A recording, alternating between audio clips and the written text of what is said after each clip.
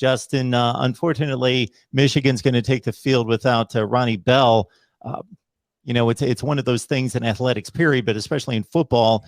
And regardless of who you root for, you hate to see it. These guys, they bust their tails the entire year to get on the field. And then game one, he goes for a 76-yard touchdown and then knocked out for the season.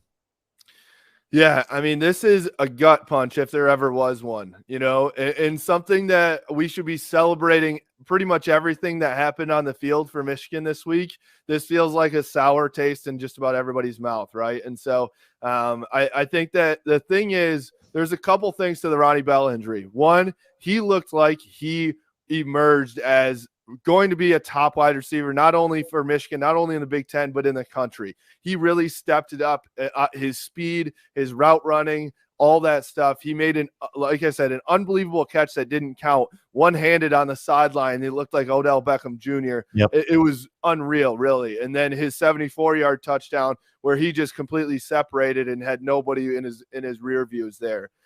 So he sets the tone for Michigan, and he's a captain. He's a senior. I'm hoping that he will come back for, a redshirt year or something like that. I think he still gets a COVID year anyway, so there are a couple options there. But I know a lot of Michigan fans agree with that, hoping that he'll come back. But I think the biggest thing that Ronnie Bell that you're going to miss is his leadership. He was a guy that I thought he does everything the right way. Where Michigan in the past, the locker room, the culture, we talked about it, wasn't great last year. I think Ronnie Bell was a lone bright spot in their culture. Works his butt off, blocks, runs hard on every play.